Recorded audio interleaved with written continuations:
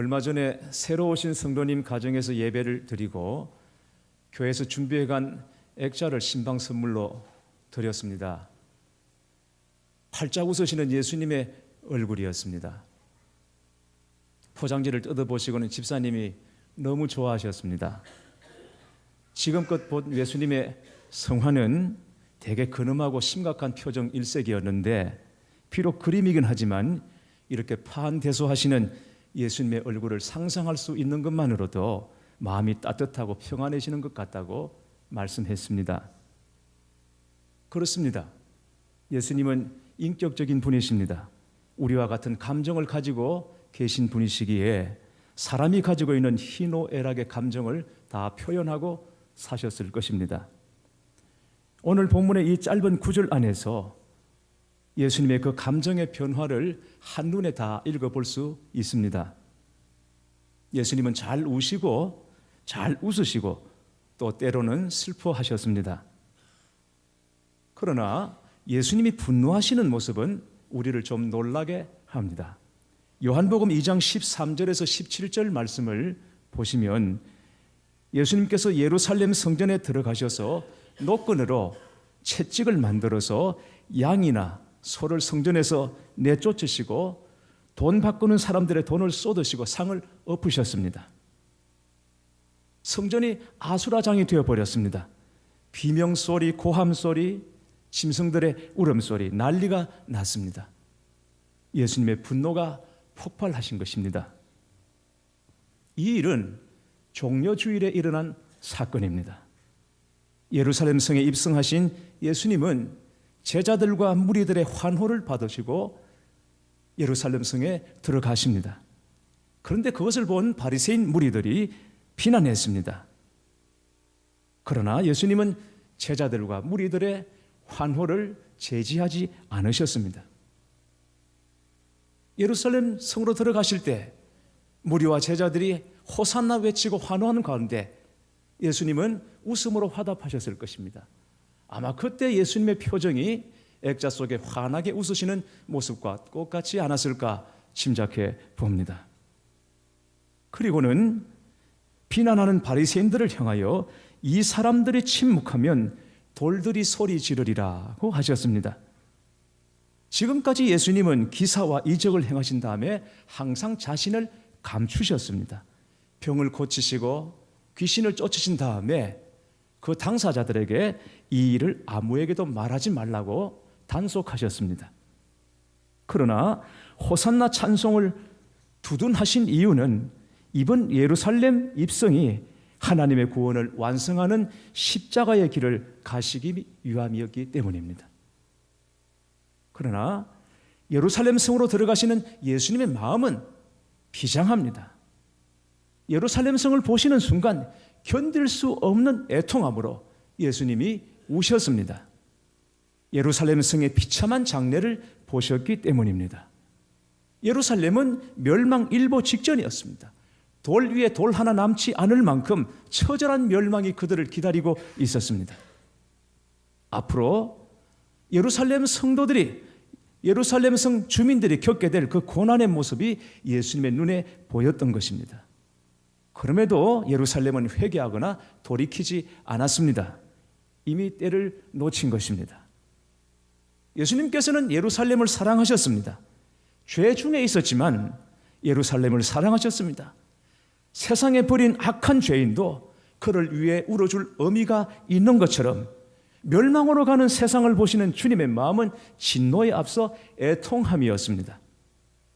사랑하는 교회 여러분, 오늘 이 땅을 바라보시는 우리 주님의 마음이 어떠하실 것 같습니까?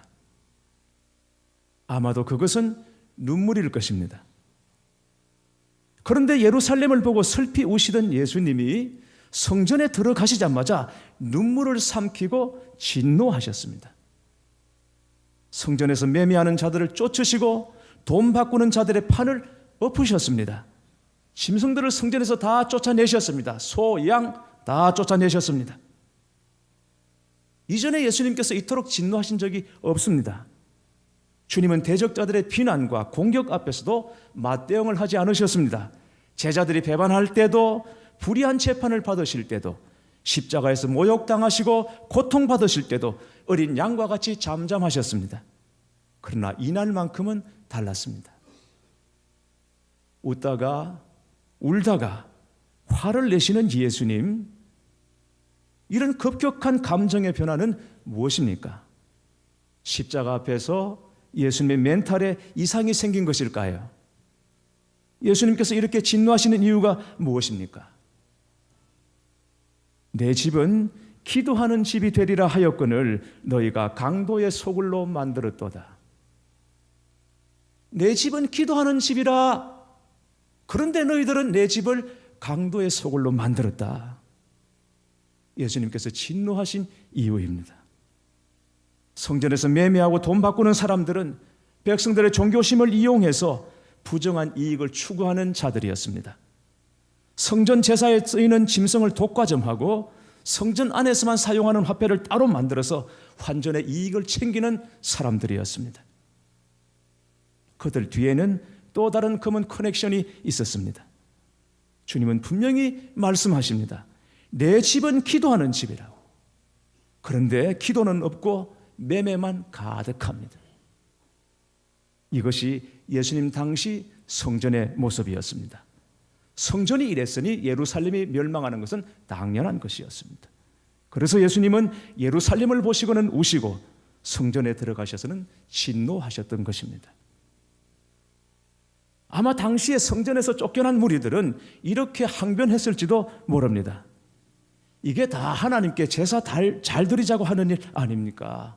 왜 화를 내십니까? 좋은 말로 하시지. 그렇습니다. 성전 안에서 짐승을 매매하는 것, 결국은 제사를 잘 드리고자 하는 일이었습니다. 제사 드릴 짐승을 사고 파는 것입니다. 흠없는 제물을 드려야 한다는 명분으로 짐승을 성전에서 사도록 했습니다. 그러나 그것은 사람들의 마음일 뿐 하나님은 생각이 다르셨습니다.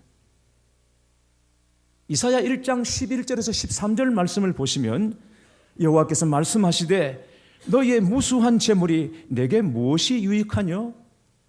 나는 숫양의 번제와 살진 짐승의 기름에 배불렀고 나는 수송아지나 어린 양이나 숫염소의 피를 기뻐하지 아니하노라. 너희가 내 앞에 보이러 오니 이것을 누가 너희에게 요구하였느냐? 내 마당만 밟을 뿐이니라. 헛된 재물을 다시 가져오지 말라.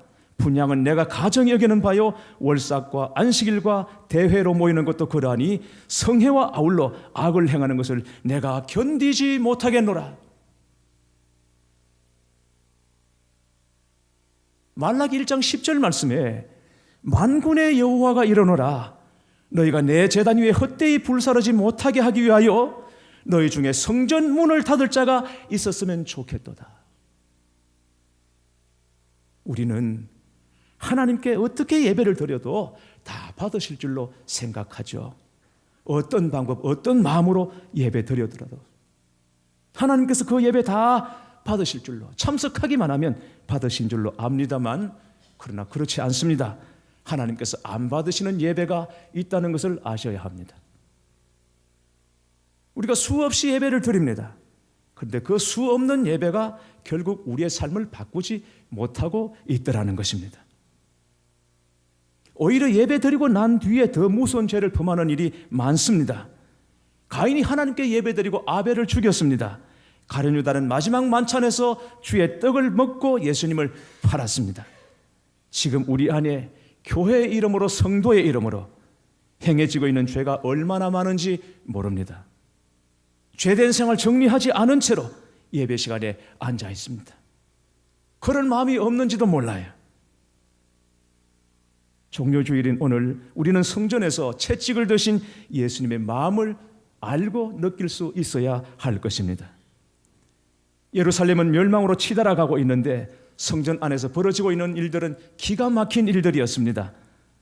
세상은 그렇다 하더라도 그런 세상을 중보하는 모습, 이 교회의 모습을 주님은 보고 싶었던 것입니다.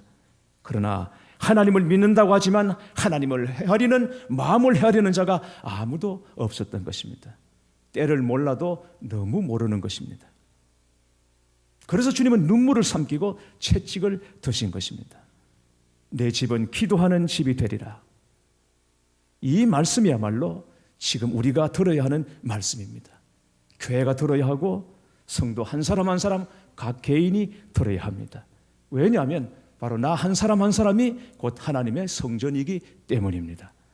너희는 너희가 성전인 것과 하나님의 성령이 너희 안에 거하시는 것을 알지 못하느냐. 그렇습니다. 여러분, 성도의 몸은 성령이 거하시는 하나님의 전인 것입니다. 우리 성전은 성전의 주인이신 하나님의 뜻에 합당한 모습을 가지고 있는 것일까? 젊은이들이 교회를 떠나고 세상이 교회를 비난하고 있습니다. 교회 직분, 집사, 권사, 장로, 목사 세상에 전혀 통하지 않습니다. 무엇을 말하는 것입니까? 어디에 문제가 있는 것입니까? 교회가 말씀대로 살아서 핍박을 받는 것입니까? 아니면 교회가 교회답지 못하고 성도가 성도답지 못해서 오는 반작용인 것일까요? 젊은이들이 모여서 자원봉사를 하는 작은 모임이 있었습니다. 그 모임에 가입하기 위해서는 지역이나 종교나 학력 같은 특별한 조건이 필요하지 않았습니다. 그저 다른 사람을 돕고자 하는 마음만 있으면 되었습니다. 어느 여름에 산골 오지로 며칠 동안 자원봉사를 떠났습니다. 4사람이 한 조가 되어서 텐트 하나를 사용하게 됩니다. 그러니 자연스럽게 그 안에서 여러 얘기들이 오고 가는 거죠. 경고롭게도 4사람 중에 1사람만 신실한 그리스도인이었고 나머지 3사람은 종교가 없는 사람들이었습니다. 그런데 이 신실한 그리스도인 형제가 하루 일과를 마치고 잠자리 들기 전에 감사기도하는 모습을 보고는 순식간에 세 친구가 교회에 대해서, 기독교에 대해서 부정적인 말들을 쏟아놓기 시작했습니다. 세 친구의 비난을 묵묵히 듣고 있던 이 그리스도인 형제가 그들에게 겨우 한마디 질문을 했습니다. 당신들 혹시 기독교 때문에 피해를 당한 적이 있나? 생각해보니 없는 것 같아. 오히려 도움을 입었었지. 그러면 혹시 예수님 가르침 가운데 당신들을 분노하게 하는 잘못된 가르침이 있나? 없는 것 같아. 예수님의 가르침은 불신자들이 들어도 좋은 가르침이지. 그런데 예수님을 믿지 않는 당신들이 그렇게 기독교에 대해 분노하는 이유가 뭐지? 침묵이 흐른 뒤에 한 친구가 입을 열었습니다. 내가 기독교를 싫어하는 이유는 그들이 전혀 기독교인처럼 살지 않기 때문이야. 여러분, 이게 누구 이야기겠습니까? 나하고 우리하고는 전혀 상관없는 딴 사람들의 이야기겠습니까? 주님께 꾸지람을 듣고 때로는 하나님 저를 쳐주시옵소서, 저를 때리시옵소서 라고 해서도 볼 것을 보고 느낄 것을 느끼고 할 것을 해달라고 기도해야 되지 않겠는가? 왜 우리는 우리의 문제를 깨닫지 못하고 있는 것일까요? 서서히 메말랐고 서서히 변질되었기 때문입니다. 며칠 전에 우리 열린교회 자매 하나가 목사님 잘되고 승승장구하는 게 복이 아닌 것 같아요. 그 말이 맞다 그랬습니다. 영적인 메마름이 갑자기 왔다면 느끼겠죠. 내가 이상하구나. 가끔 다른 교회 가서 예배를 드려보면 교회마다 영적인 분위기가 다 다르다는 것을 느낍니다. 굉장히 뜨거운 교회가 있는가 하면 너무 냉랭해서 말씀을 전하는 저까지도 함께 그냥 곤두박질 치게 만드는 그런 교회들도 있습니다. 뜨겁게 기도하는 교회에서 기도 많이 안 하는 교회로 가게 되면 느끼게 되겠죠. 왜 이렇게 차갑지? 왜 이렇게 기도를 못하지? 나는 뜨겁게 기도하는 교회에서 신앙생활을 했는데 왜 이 교회는 이렇게 냉랭하고 차갑지? 가면 당연히 느낄 것입니다. 그러나 그 교인들은 아무렇지도 않습니다. 왜 그렇습니까? 서서히 식어갔기 때문에 타성이 붙은 것입니다. 그들도 아마 처음에는 이러면 안 되는데 하다가 서서히 기도가 죽어갔을 것입니다. 그러다가 보잘것없는 기도 생활에 익숙해져 버립니다. 열심도 서서히 식어갑니다. 열심 없이 적당히 신앙생활 하는 것이 정상적인 것처럼 느끼게 되는 것입니다. 그래서 성경 많이 읽어야 상 주고 출석 잘해야 상 주고 전도했다고 상 주게 되는 이런 단계로 교회가 가게 되는 것입니다. 예루살렘 교회가 바로 이런 병에 빠져 있었던 것이죠. 우리는 늘 쉼과 안식에 목말라 하고 있습니다. 지금은 부담스럽지 않은 신앙생활이 필요하다고 말들을 자꾸 하고 있습니다. 이 시간에 그게 맞다 아니다 그걸 논하기 전에 세상 그리스도인들이 다 그렇게 신앙생활하고 있지 않다는 것을 여러분 아셔야 합니다. 국제 오픈도어 선교회에 따르면 지금 북한에는 약 20만 명의 지하교회 성도들이 있다고 말하고 있고 그중에 5만 내지 7만 명의 그리스도인들이 단지 성경을 소지했다는 이유 때문에 정치범 수용소에 감금되어 있다고 합니다. 그들은 핍박에서 건져달라고 기도하는 것이 아니라 핍박 속에서 믿음을 지키게 해달라고 기도하고 있다는 것입니다. 여러분, 북한 지하교회 성도들의 소원이 뭔지 아십니까? 지하교회 성도들의 소원, 그것은 다른 것이 아닙니다. 소리 내어서 기도할 수 있게 되는 것이 북한 지하교회 성도들의 기도 제목입니다. 소원입니다. 소리 내서 기도할 수 없으니까 밥 먹듯이 오물오물 할 수밖에 없어요. 가족들끼리 암호 사인을 주고받는 것처럼.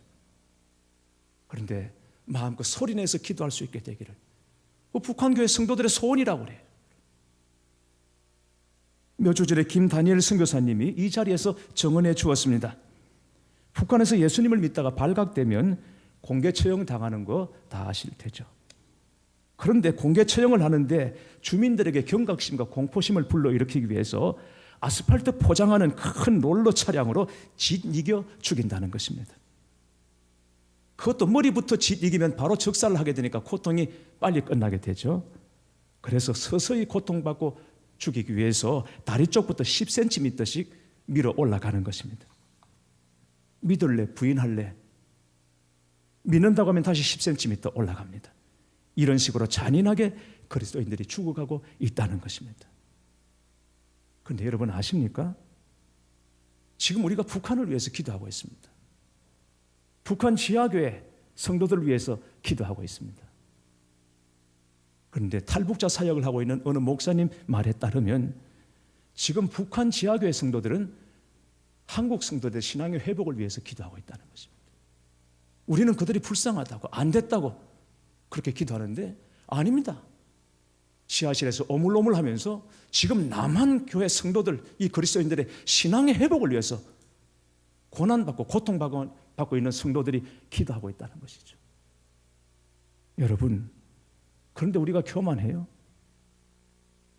끓지도 않고 넘었다고 하는 것처럼 그런데도 우리는 어느덧 다 영적인 선생이 다 되어 있어요. 다 아는 것처럼 잘 믿는 것처럼 잘 하고 있는 것처럼 어느 날 문득 제 마음에 요즘 두려움이 찾아오고 있습니다. 그게 뭐냐면 하나님 앞에 설 것을 생각하면 자꾸 두려워집니다. 여러분, 제가 구원의 확신이 없어서 오늘 죽으면 제가 지옥 갈까 봐 두려워하는 것이 아닙니다. 주님 앞에 섰을 때 벌거벗은 채 서게 될 것, 그게 너무 두렵습니다. 그저 입만 살아서 늘 나불거리며 사는 것, 그렇게 살다가 주님 만나게 되는 것 아닌가? 벌거벗은 채로 그렇게 주님을 만날까? 너무너무 두려운 것입니다. 우리가 주님 앞에 설 때 존귀한 성도들은 희생의 증거를 가지고 주님을 맞으러 나올 텐데 아무것도 잃은 것도 없고 아무것도 포기한 것도 없이 그렇게 영광된 무리들 가운데 어떻게 주님 앞에 우리가 나아갈 수 있겠습니까? 고난 가운데 있는 성도들은 복이 없고 자유롭게 신앙생활하는 우리는 더 복이 많은 것일까? 그건 모르죠. 하나님이 판단하실 일인 것입니다. 어쨌든 우리 삶에는 지금 어떤 변화와 어떤 결단이 필요하다고 여러분 생각하지 않으십니까? 그러나 사실 변화니 결단이니 이런 말은 하는 자도 듣는 자도 피차 피곤해질 뿐인 것입니다.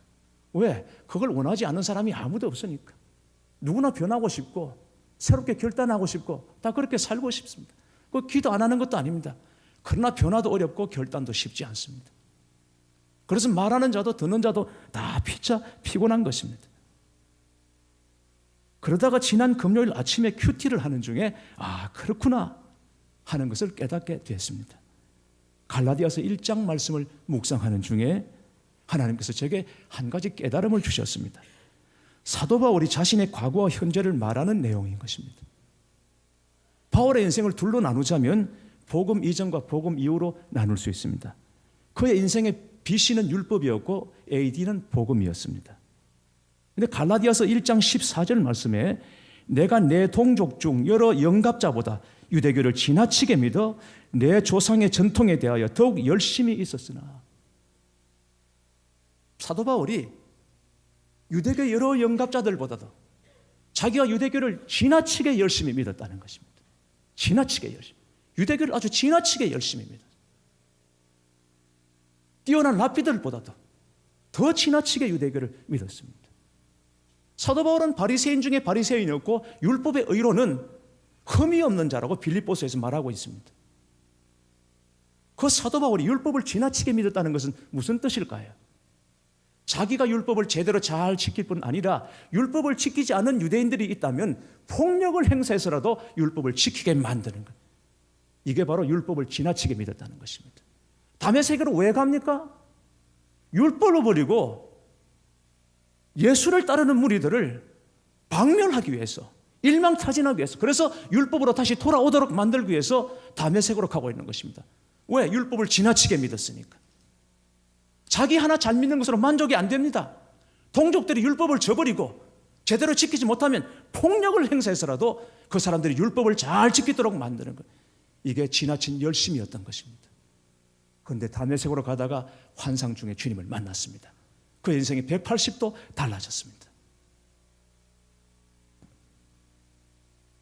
지나치게 율법을 믿다가 그 열심이 예수 그리스도와 복음으로 바뀌게 된 것입니다. 그의 삶의 열정을 다 주님께 두었고 그리고 복음에 쏟아부었습니다. 교회 여러분, 이게 무엇입니까?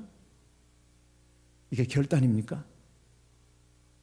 사도 바울이 놀랍게 그의 인생을 전환하고 전향하고 결단했던 것입니까? 바울은 그렇게 말하지 않습니다. 갈라디아서 1장 15절에 바울이 이렇게 말합니다. 그러나 내 어머니의 태로부터 나를 택정하시고 그의 은혜로 나를 부르신 이가. 바울은 자기의 변화를 결단이라고 말하지를 않아요. 은혜로 나를 부르신 이가 하나님이 은혜로 불러주셨기 때문이라는 것입니다. 이게 바로 바울의 고백입니다. 바로 그것입니다. 결단도 좋고 변화도 좋습니다. 그러나 오늘 우리에게 필요한 것은 하나님의 은혜인 줄 믿습니다. 하나님께서 은혜로 나를 다시 불러주시는 것입니다. 바울이 스스로 결단하고 변화를 꾀하였다면 바울은 위대한 사람이라고 칭송받았을 것입니다. 그러나 성경 어디에도 바울이 위대하다고 말하지 않습니다. 바울을 위대한 자라고 칭송하지 않습니다. 바울을 은혜로 불러주신 하나님이 위대할 뿐인 것입니다.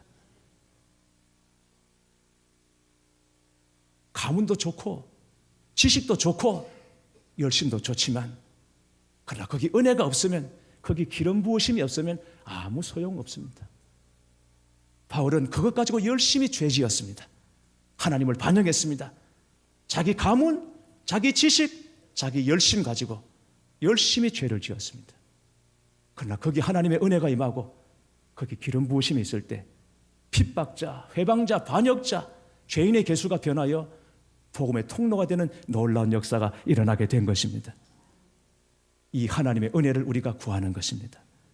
내가 스스로 변할 수 없고 위대한 결단을 할 수 없다 할지라도 교회 여러분, 은혜는 구할 수 있지 않겠습니까? 없는 은혜를 구하는 것도 아니고 안 주시는 은혜를 우리가 억지로 구걸하는 것도 아닙니다. 고린도후서 6장 2절에 보라 지금은 은혜 받을 만한 때요 보라 지금은 구원의 날이로다 하셨고, 고린도후서 9장 8절에는 하나님이 능히 모든 은혜를 너희에게 넘치게 하시나니 라고 약속하셨습니다. 이 시간에 나를 택정하시고 은혜로 부르신 하나님 앞에 우리가 나아갈 수 있게 되기를 바랍니다. 하나님의 부르심에 합당한 성도로 살아갈 은혜를 구하시기를 바랍니다. 괜히 마음을 구기고 분위기를 꿀꿀하게 어둡게 연출하는 것이 종려주일이요 고난주간이 여러분 아닙니다. 하나님의 은혜와 주님의 십자가, 그 사랑에 다시 힘입는 것이 고난주간이요 종려주일인 줄 믿습니다. 하나님의 은혜가 여러분 모두에게 넘치도록 임하여 예수님과 함께 활짝 웃으시는 고난주간, 이 한 주간 되시기를 주님의 이름으로 축원합니다.